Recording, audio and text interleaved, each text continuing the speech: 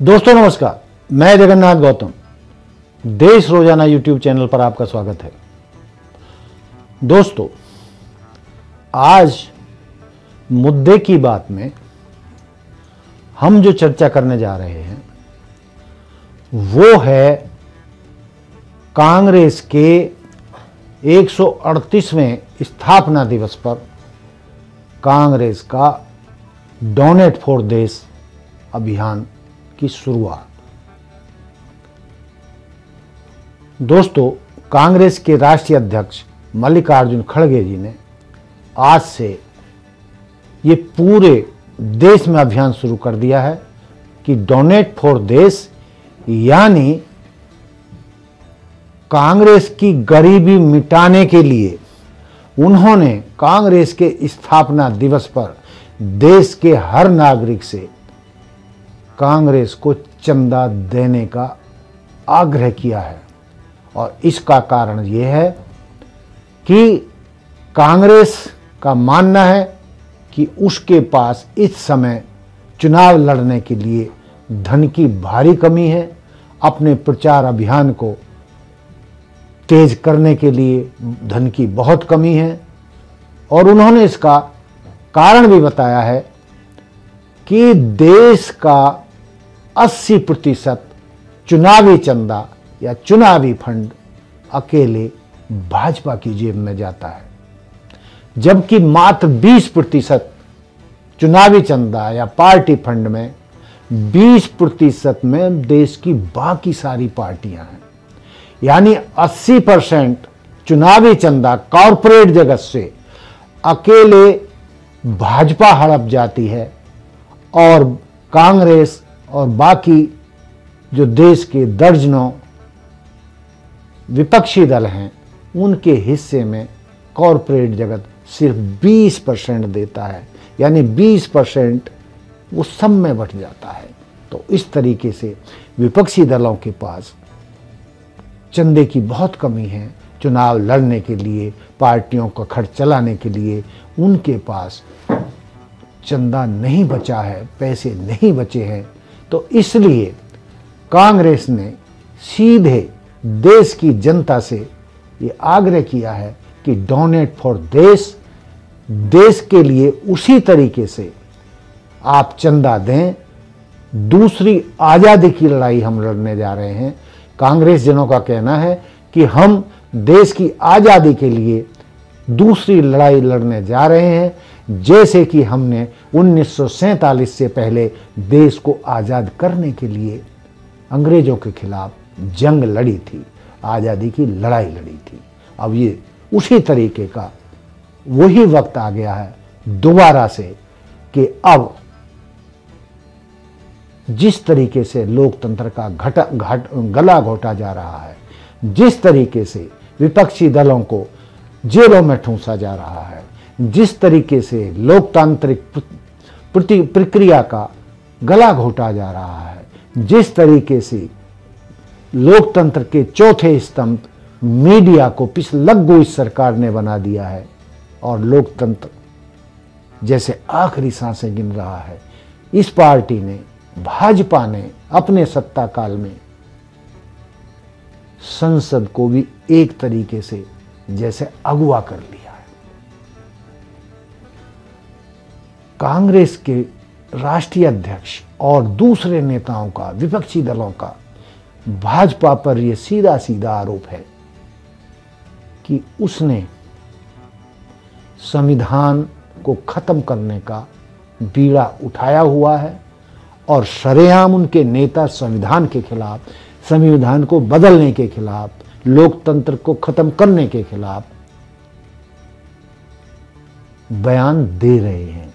उन हालात में देश को बचाने के लिए, लोकतंत्र को बचाने के लिए, संसदीय परंपरा को बचाने के लिए, तानाशाही से देश को और लोकतंत्र को बचाने के लिए और संविधान की रक्षा करने के लिए डोनेट फॉर देश, कांग्रेस को दान दें, जिससे वह देश में लोकतंत्र को बचाने के लिए मजबूती से भाजपा के खिलाफ लड़ाई लड़ सके। और दोस्तों, जो हमारे युवा साथी हैं, युवा वर्ग है, हो सकता है कि उनको कांग्रेस के बारे में पता ना हो, लेकिन मैं उनको बता देना चाहता हूं कि कांग्रेस देश की सबसे पुरानी पार्टी है और इसको बने हुए 138 साल पूरे हो चुके हैं। और उसी उपलक्ष्य में कांग्रेस पार्टी ने देश के नागरिकों से आग्रह किया है कि देश का हर नागरिक हमारी मदद करे। लेकिन डोनेट फॉर देश के मुद्दे पर भाजपा नेताओं ने कांग्रेस की खिल्ली उड़ानी शुरू कर दी है, विवाद शुरू कर दिया है। उनके बीच में तू मैं होना शुरू हो गया है। कांग्रेस के वरिष्ठ नेता और केंद्रीय मंत्री धर्मेंद्र प्रधान ने तो ये आरोप लगाया है कि कांग्रेस को जनता से सीधे धन इकट्ठा करने की क्या जरूरत है। उसके तो एक एक सांसद के पास ही 351 करोड़ कैश काला धन अब तक बरामद हो चुका है। तो जिसके पास ऐसे ऐसे सांसद हों जो कई सौ करोड़ उनके पास काला धन निकल रहा हो, बेनामी संपत्ति निकल रही हो, ऐसी पार्टी को जनता से चंदा मांगने की क्या जरूरत है। भाजपा नेता भी धर्मेंद्र प्रधान का अनुकरण करते हुए डोनेट फॉर देश का मखौल उड़ा रहे हैं और इस पर विवाद छिड़ गया है। लेकिन कांग्रेस जन भी पलटकर वार कर रहे हैं।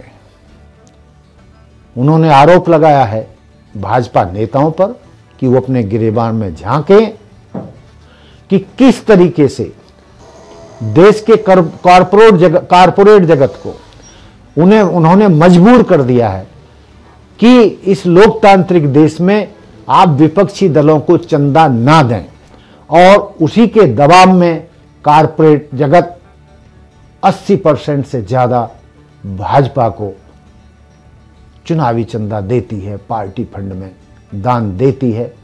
तो विपक्षी दलों के पास या कांग्रेस के पास इसके सिवा क्या रास्ता रह जाता है कि वो सीधे जनता से संपर्क करे और पार्टी को बचाने के लिए, लोकतंत्र को बचाने के लिए, देश को बचाने के लिए, संविधान को बचाने के लिए सीधे जनता से मदद मांगे। क्योंकि बिना पैसे के ना तो कोई पार्टी चलती है, ना ही चुनाव लड़े जाते हैं, और पार्टी के पास भाजपा की शक्तिशाली भाजपा की धन कुबेर पार्टी जो बन चुकी है, उसके पास अरबों खरबों का चंदा इकट्ठा हो गया है और इन आने वाले चुनावों में भी अरबों रुपयों से कारपोरेट जगत से मिलने हैं जो कि कांग्रेस को नहीं मिल रहे हैं। इसीलिए कांग्रेस के राष्ट्रीय अध्यक्ष ने डोनेट फॉर देश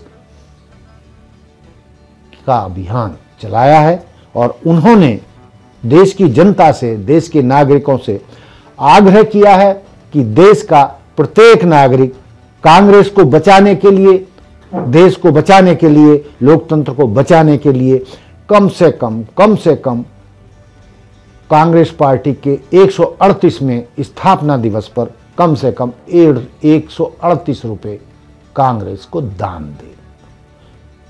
जो समृद्ध हैं, कुछ और समृद्ध हैं, तो वो 13,800 रुपए दान दें, और जो और पैसे वाले हैं तो 13,800 का 10 गुना पार्टी को चंदा दें, जिससे कि हम इस तानाशाही सरकार का मुकाबला कर सकें।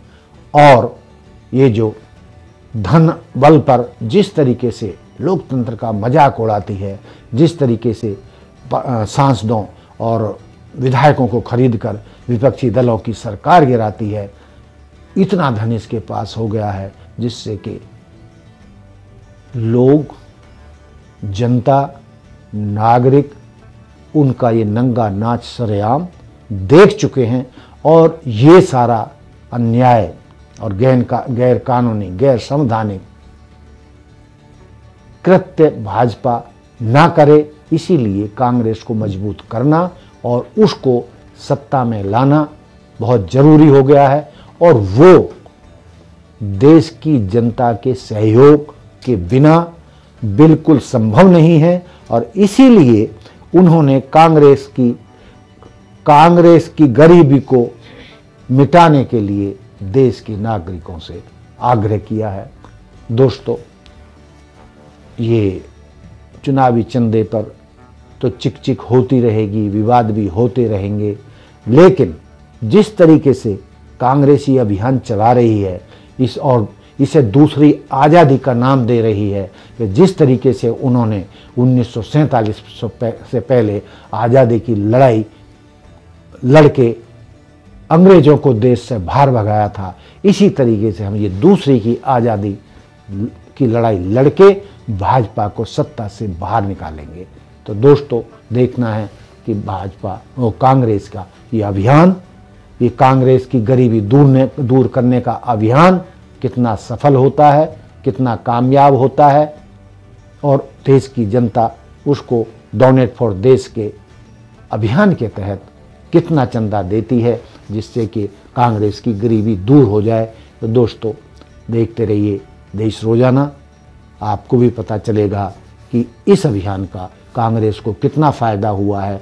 और जो कांग्रेस दावा कर रही है, अपनी गरीबी का दावा कर रही है कि उसके पास धन नहीं है, तो देश की जनता यदि उसको सपोर्ट करती है, क्या वो सचमुच में ताकतवर भाजपा को क्या सत्ता से बाहर कर पाएगी?